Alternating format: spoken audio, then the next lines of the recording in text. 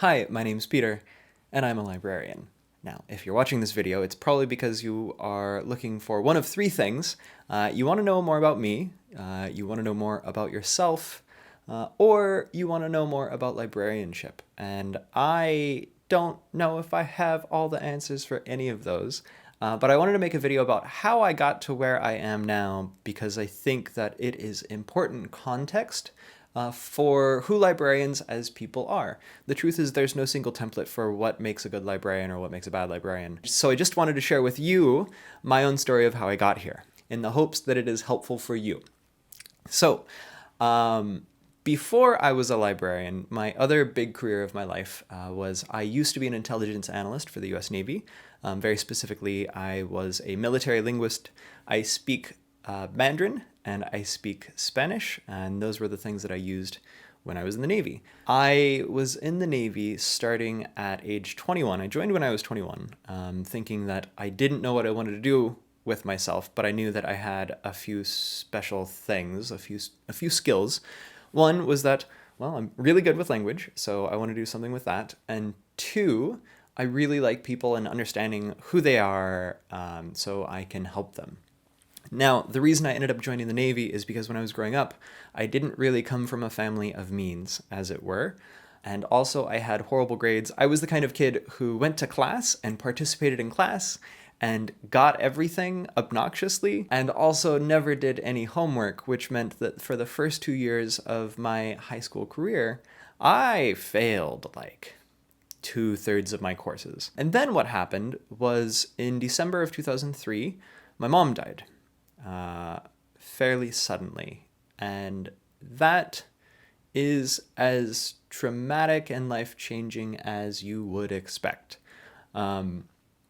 What happened as far as like me and my future goes is I went from failing half my courses in my junior year of high school to passing all of my classes 6 months later when summer started with A's and B's.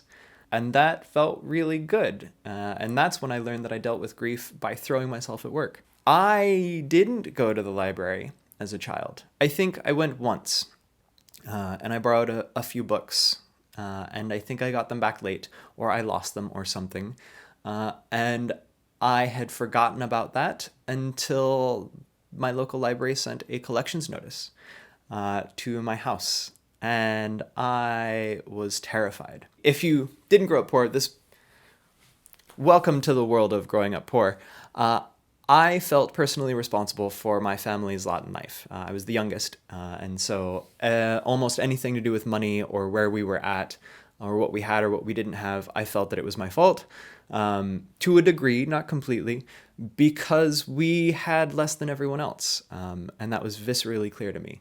And so when we got the collections letter from the library, I decided at that point that I could never go to the library again because I didn't want to risk it. I didn't want to put my family through something that they didn't have to go through. This may seem a little extreme, but it's important to understand that, like, when you're poor, you know that you're poor. And there are a lot of messages in society that get sent to you that you are a burden. And kids are not stupid. They pick up on these things as well. And so I never went back to the library because I didn't want to hurt my family. So that was an aside. Let's go back forward. After I graduated high school, I went to a community college for about 2.5 years. And I worked a retail job to put myself through that. And I had like a little bit of scholarship money because poor but smart. But pretty quickly after starting community college, I started failing my courses again because the skills that other people learn in high school, studying, I didn't get.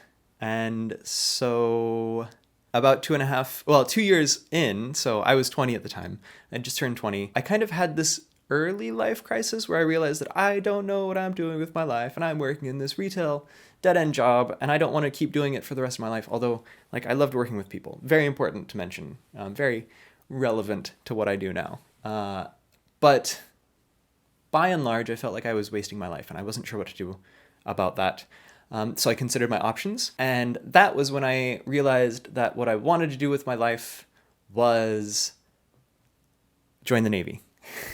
Sorry, I thought that was hilarious. So in 2007, I decided to join the Navy because at that point in my life, that was the only way that I could see myself getting out of where I was at. The Navy promised me a roof over my head, food, clothing, a sense of belonging, education, which up till that point I had failed, and not just like college education, which is, cool. But at the time, I didn't really care about that. What I did care about was that the Navy told me that if I joined the Navy, they would teach me another language. And at that point in my life, I spoke Spanish and I spoke French, French passably, but Spanish fluently. And so I knew that I had something going on with my language ability, and I figured I should foster that. So after that, 2007, I went to a recruiter and I talked to the Navy person and I signed my name on the dotted line. And then in 2008, I shipped out to boot camp, and that's where I started my career. And over the next 6 years, I learned a lot about a lot. I learned that being an interpreter for the Navy is not what people thought it was going to be, which I'm not going to go into here, but I learned some really cool things. Aside from now speaking Mandarin, I learned about how people and information interact with each other. I learned how sometimes the most important question you can ask is the clarifying question, understanding what a person's trying to get at. And I thought that that was super useful. I learned how to be a part of a team. I found a huge sense of belonging that I haven't found since getting out of the Navy. And I probably will never have again, but that's part of life. I got an associate's and then I got a bachelor's, and I lived in Hawaii for 4.5 years, and that was a blast.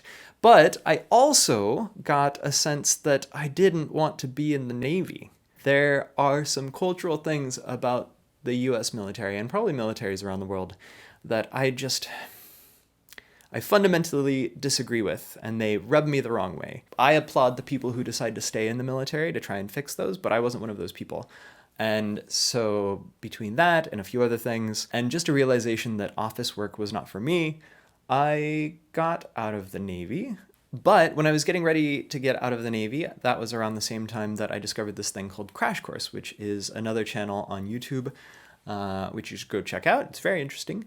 And I found someone named Lindsay Doe who had a YouTube channel all about sex education. And I thought to myself, wow, this YouTube thing is really cool. And it gives a lot of really good opportunities for people to share the knowledge that they have with the world. And it's a really good way to help people in the world get knowledge that they wouldn't otherwise have access to.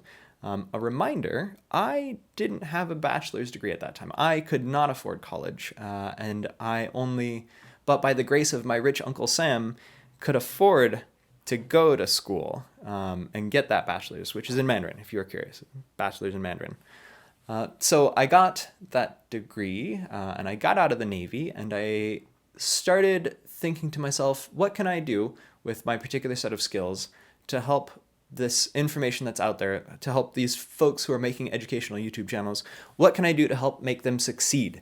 Because I really, really admired what they were doing for the world. I knew that I had a particular set of skills that not everybody had, and it was important to me to pass those on. So in 2014, the year I got out of the Navy, because I got out in February, I then spent that summer traveling around North America and Europe, talking to folks who make educational YouTube channels. If you want to see the end result of that, you can go check out the channel. It's still up. I don't update it anymore, but it's called Go Verb A Noun. And as I did that project, I realized that honestly, the folks who were making the educational YouTube channels were pretty well taken care of. So I rethought about what my idea was and what I wanted to do and what the problem was. I asked a clarifying question. If the people who are making this content were already being taken care of, then is it a problem of supply or is it a problem of demand? And so I stopped asking, what can I do to help these people make content? And I started asking myself, what can I do to help people find this content? And how can I help make it meaningfully accessible to them? So I looked at various master's programs because I hadn't used up all of my education benefits at that point. I hadn't started yet.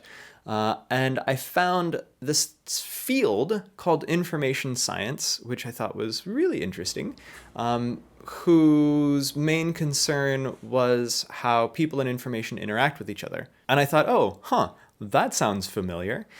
So I started looking at schools, and I learned that most information science programs were also co-located with library science programs. And at the time I was like, oh, libraries, yeah, libraries are cool, I guess. Still very skeptical of them because childhood stuff sticks with you for a long time. But I thought, at the very least, if I go for this master's degree, I can go for one that is accredited both in library science and information science, because you know what?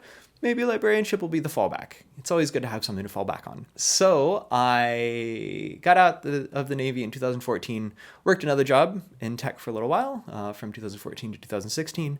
And then I started my master's in library and information science here in Vancouver in 2016. And then things got a little wild. In September of 2016 is when I started. And at UBC, the way it works is everyone takes the same 4 core classes. And one of them was like contemporary issues in information in society or something like that. And in that class, we talked about how information and people interact for better or worse. And then I learned about all of the really cool things that libraries and librarians were doing. And that was the first moment that I realized that, oh, actually, this librarianship stuff, I think this might be for me. So I went through my university degree, and you can learn more about that. This video, yeah, links there.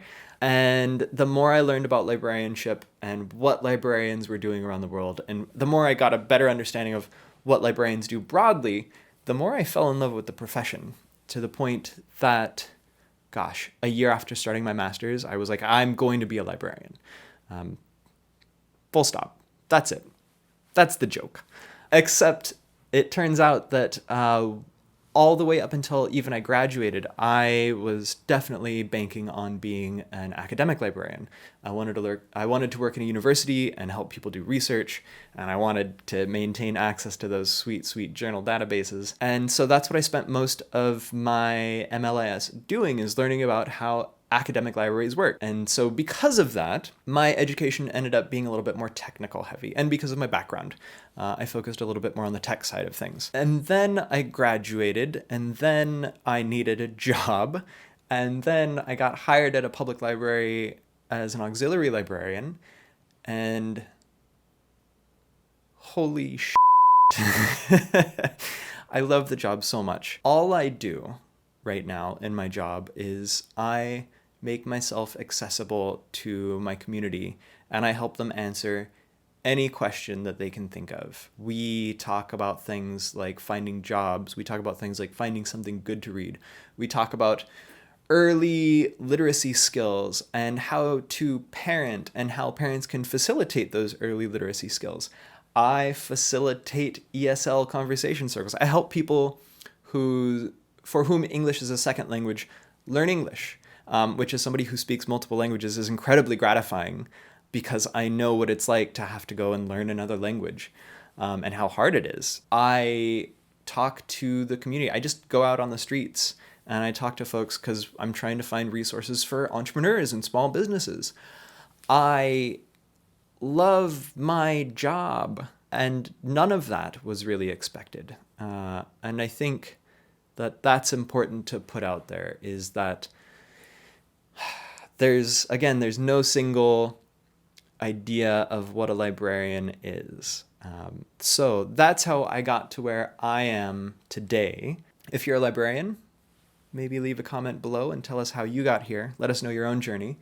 Because I think it's worth sharing these stories. I am so in love with my profession and what it lets me do for other people. And I feel so grateful to be here. It's not to say that the career doesn't have its downsides, because it definitely does. Librarianship is in a bit of an upheaval at the moment, for better and for worse. But I'm so glad that I am an accidental librarian, that I ended up where I am, because I honestly can't imagine myself doing anything else. So that's it.